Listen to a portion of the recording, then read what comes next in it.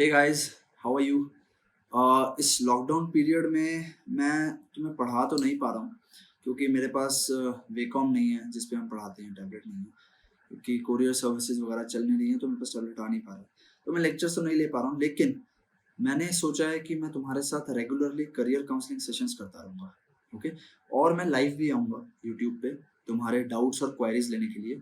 और अभी भी मैं डाउट्स और क्वेरीज लेता रहता हूँ अपनी फेसबुक प्रोफाइल पे।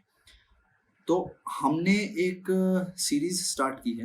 अपनी फेसबुक प्रोफाइल के बारे में मैं तुम्हें बाद में बताऊंगा कि कैसे तुम उससे कनेक्ट हो सकते हो in the end of this video. But अभी मैं तुम्हें ये बताने चाह रहा हूँ कि हम क्या करने वाले हैं इस सीरीज में, ये वीडियो सीरीज में, करियर काउंसलिंग सेशन की वीडियो सीरीज में। तो मैंने बहुत सारे बच्चों को अप्लाई करते देखा है वेरियस आईआईटीज में, और बहुत सारे बच्चों की कन्फ्यूजन होती है कि सर हमें कौन कौन सी स्पेशलाइजेशन में अप्लाई करना चाहिए और उनका ऑर्डर क्या होना चाहिए as per the placement record. ठीक है, क्योंकि ज़्यादातर बच्चे प्लेसमेंट रिकॉर्ड प्लेसमेंट्स के लिए जाते हैं, रिसर्च में भी आगे बच्चे जाते हैं, लेकिन ज़्यादातर स्टूडेंट्स मैंने देखा है कि प्लेसमेंट पर्सपेक्टिव से ही स्पेशलाइजेशन को चूज करते हैं। ओके।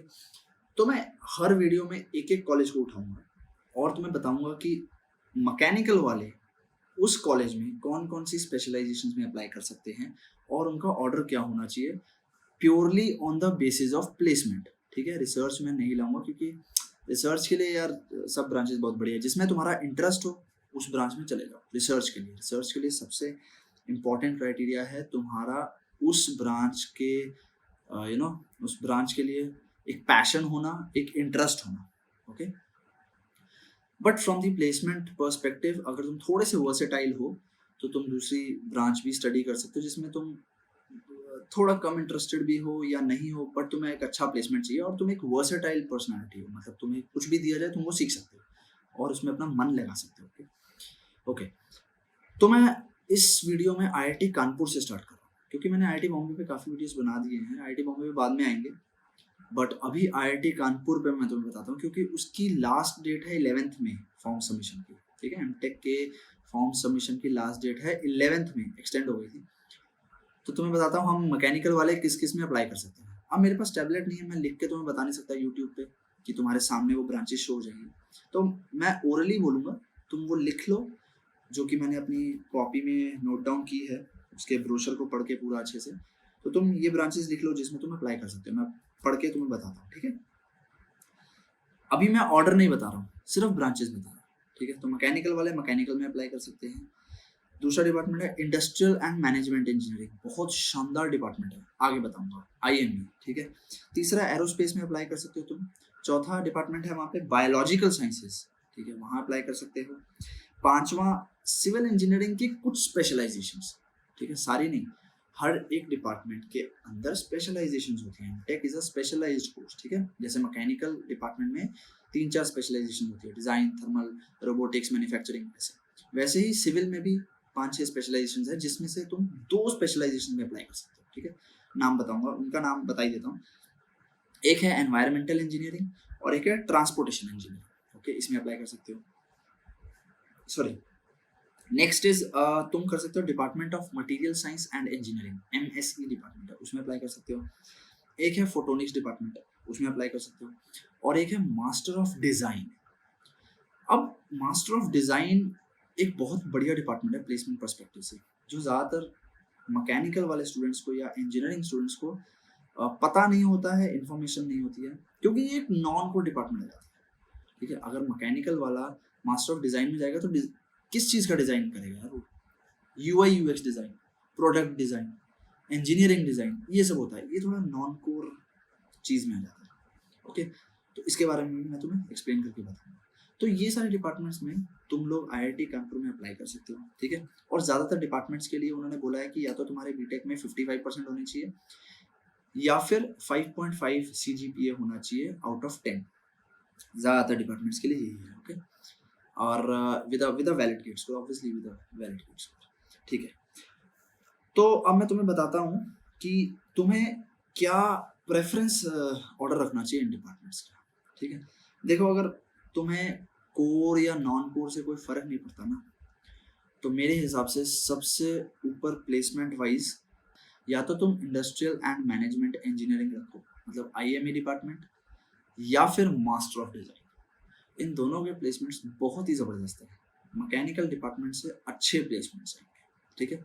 अगर तुम्हें कोर और नॉन कोर का कोई फ़र्क नहीं पड़ता है, your ultimate aim is placement, then give the first preference to IME और master of design. Master of design में गेट स्कोर के थ्रू एडमिशन्स होते हैं, उसके बाद वो टेस्ट लेते हैं, ठीक है। डिज़ाइन टेस्ट होता है एक, उसके बारे में तुम पढ़ सकते हो यार, इंटरनेट पे सब मिलता है। ऐसा कुछ बहुत हवाई टेस्ट नहीं होता है। बट इस साल मुझे लगता है लॉकडाउन होने के कारण आई डोंट नो, पता नहीं टेस्ट होगा भी या नहीं होगा, कुछ कह नहीं सकते। बट अगर प्लेसमेंट अच्छा चाहिए तो आईएमई या मास्टर ऑफ डिज़ाइन, ये तुम अपनी पहली दूसरी प्रायोरिटी रख सकते हो। हाँ, अगर तुम्हें कोर में इंटरेस्ट है, तुम्हें लगता है कि तुम्हें मैकेनिकल में ही रहना है, फिर तुम मैकेनिकल डिपार्टमेंट सबसे ऊपर रख सकते हो और अपनी प्रेफरेंस दे सकते हो डिज़ाइन। डिज़ाइन के प्लेसमेंट बहुत अच्छे होते हैं वहाँ पे। उसके बाद थर्मल है, मैन्युफैक्चरिंग है और रोबोटिक्स एंड ऑटोमेशन है। तो अगर तुम्हारा इंटरेस्ट रोबोटिक्स एंड ऑटोमेशन में है तो उसको भी अपनी प्रेफरेंस दे सकते हो, ओके।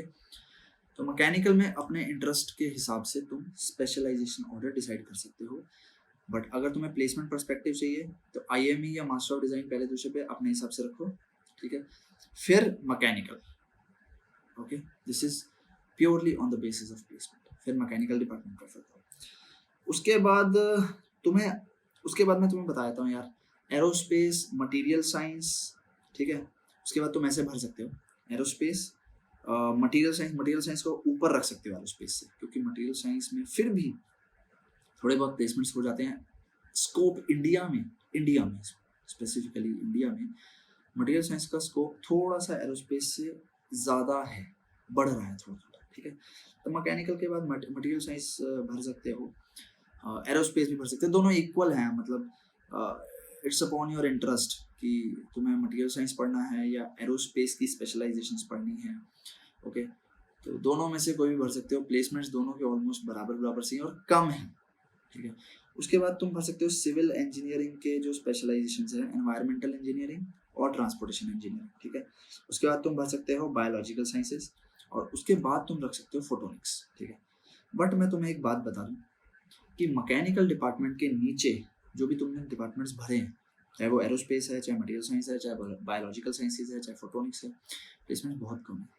प्लेसमेंट्स कम है, आईआईटी कानपुर में भी प्लेसमेंट्स कम है, ओके। तो फ़ायदा क्या है ये ब्रांचेस भरने का अगर बाई चांस इनमें प्लेसमेंट्स कम है? अगर किसी को रिसर्च में जाना है या फिर किसी को अल्टीमेटली थोड़ा टीचिंग में जाना है, ठीक है, और उसे एक आईआईटी टैग चाहिए, तो और उसका गेट स्कोर थोड़ा सा कम है, then you can apply for these branches. जैसे मटेरियल साइंस अप्लाई करके तुम आईआईटी कानपुर में चले जाओ, तुम्हारा गेट स्कोर थोड़ा सा कम है, तुमने क्या किया, एरोस्पेस में अप्लाई कर दिया, ठीक है, तुम चले गए, वहाँ की कोर्सेज तो पढ़ ही लिए तुमने एरोस्पेस के, मैकेनिकल के भी कुछ स्पेशलाइज्ड कोर्सेज पढ़ लिए। जैसे अगर तुम्हें थर्मल में जाना है, टीचिंग में आ गए, ठीक है, तो तुम आईआईटी कानपुर में जाके मैकेनिकल डिपार्टमेंट के थर्मल के कोर्सेज भी ऑप्ट कर सकते हो। इतनी फ्लेक्सिबिलिटी रहती है वहाँ कोर्सेज में कि आप दूसरे डिपार्टमेंट के कोर्सेज को ऑप्ट करके सीख सकते हो, ओके। तो उससे तुम्हें टीचिंग में फ़ायदा हो जाएगा, ठीक है। और अगर किसी को आगे आईआईटी टैग चाहिए तो वो बिल्कुल, अगर उसका लो गेट स्कोर है एंड उसको, क्योंकि यार देखा जाए मार्केट में आईआईटी टैग की वैल्यू बढ़ जाती है, ठीक है ना। एक रिज्यूमे पे अगर तुम्हारे आईआईटी कानपुर लिखा हुआ है तो जो रिक्रूटर है उसके दिमाग में वो नोटिस होता है आईआईटी कानपुर, ओके। तो एक स्लाइट एज मिलता है। हालांकि उसके बाद तुम इंटरव्यू में कैसे परफॉर्म करते हो कैसे नहीं करते हो वो एंटायरली तुम्हारे स्किल सेट पे डिपेंडेंट है, बट एक स्लाइट एज ज़रूर मिलता है, तुम्हारा रिज्यूमे नोटिस होता है बाकी इंस्टीट्यूट से अगर वो टॉप 5 आईआईटीज का। तो एडवांटेज रहता है अगर तुम ऑफ कैंपस जॉब्स के लिए भी जाते हो, ओके। तो लो गेट स्कोर वाले जो हैं वो यहाँ अप्लाई कर सकते हैं। एरोस्पेस में मटेरियल साइंस हो गया, सिविल के जो 2 डिपार्टमेंट्स हैं, 2 स्पेशलाइजेशन हैं, सॉरी, उसमें अप्लाई कर सकते हो। बायोलॉजिकल साइंसेज में अप्लाई कर सकते हो। फोटोनिक्स काफ़ी नीचे हो जाएगा, फोटोनिक्स में बिल्कुल प्लेसमेंट्स नहीं होंगे। अगर तुम वहाँ जाओगे तो तुम्हें अपनी प्रोफाइल थोड़ी नॉन कोर की साइड लेके जानी पड़ेगी, ठीक है। अब ये भी एक फ़ायदा है लो गेट स्कोर वालों के लिए, अगर वो इन सब ब्रांचेज में जाते हैं, एरोस्पेस में या जो भी मैंने डिपार्टमेंट्स बताए जिनमें प्लेसमेंट्स थोड़े से कम है। जैसे कि मैंने तुम्हें बताया कि वहाँ पे फ्लेक्सिबिलिटी है कि आप एक डिपार्टमेंट में रह के दूसरे डिपार्टमेंट के कोर्सेज को कर सकते हो। तो नॉन कोर की अपॉर्चुनिटीज बहुत है टॉप 5 आईआईटीज में, ठीक है। सपोज अगर तुम्हें डेटा एनालिटिक्स में जाना है या सप्लाई चेन मैनेजमेंट में जाना है या कोई भी और नॉन कोर फील्ड में जाना है, तो तुम किसी और डिपार्टमेंट के कोर्सेज कर सकते हो उस फील्ड के रेलेवेंट। अपनी प्रोफाइल नॉन कोर कंपनीज के हिसाब से अलाइन कर सकते हो तुम। तो ये एक फ़ायदा है, तुम्हें मेहनत करनी पड़ेगी क्योंकि तुम्हें अपने डिपार्टमेंट के कोर्सेज भी पढ़ने हैं और तुम्हें फिर दूसरे डिपार्टमेंट के कोर्सेज भी पढ़ने होंगे, ठीक है, जिससे तुम नॉलेज गेन कर सको और उनकी प्रैक्टिस भी करनी पड़ेगी। हार्डवर्क थोड़ा एक्स्ट्रा करना ही पड़ेगा, लेकिन अल्टीमेटली नॉन कोर में फिर तुम जा सकते हो और फिर आगे अच्छा प्लेसमेंट हो जाता है नॉन कोर में। तो अगर तुम्हारा ये एम है तो भी तुम ये सब स्पेशलाइजेशंस चूज कर सकते हो और फिर वहाँ पे आईआईटी में जो एक्सपोजर है, जो अपॉर्चुनिटीज़ हैं नॉन कोर सेक्टर में, उनका यूज करके तुम आगे बढ़ सकते हो, ठीक है। कैंपस प्लेसमेंट भी ले सकते हो, ऑफ कैंपस प्लेसमेंट भी हो जाती है। नॉन कोर के लिए काफ़ी अपॉर्चुनिटीज होती है। बाई चांस किसी ने कोडिंग सीख ली अच्छी, कोई लैंग्वेज सीख ली अच्छी, तो there are huge opportunities for the non core departments. तो वहाँ तुम्हें ये फ़ायदा हो सकता है, ठीक है। अगर तुम्हारा लो ग्रेड स्कोर है तब भी तुम ये डिपार्टमेंट्स चूज करके अपनी प्रोफाइल वैसी बना सकते हो। वहाँ जाके क्या पता तुम्हें इंटरेस्ट आ गया कि मुझे यूआई यूएक्स डिज़ाइन सीखना है, सीखो। एक बार तुम आईआईटी कानपुर में घुस गए, सीखो वहाँ जाके। तो आईआईटीज़ में जितना एक्सपोजर है वो एनआईटीज़ में नहीं है, क्योंकि मैं बीटेक एनआईटी से हूँ और एमटेक आईआईटी से हूँ, तो मुझे दोनों का पूरा आइडिया है, ओके। फ्लेक्सिबिलिटी टॉप 5 आईआईटीज़ में कोर्स लेने की फ्लेक्सिबिलिटी बहुत ज़्यादा है, एक्सपोजर बहुत ह्यूज है और अपॉर्चुनिटीज़ बहुत ज़्यादा है। नॉन कोर के लिए तो बहुत अपॉर्चुनिटीज़ है, कोडिंग के लिए, ये किसी एनालिटिक्स सेक्टर में जाने के लिए, फाइनेंस सेक्टर में जाने के लिए, और सप्लाई चेन मैनेजमेंट हो गया जिसके लिए निटी भी बहुत फेमस है, ऑपरेशंस में जाने के लिए।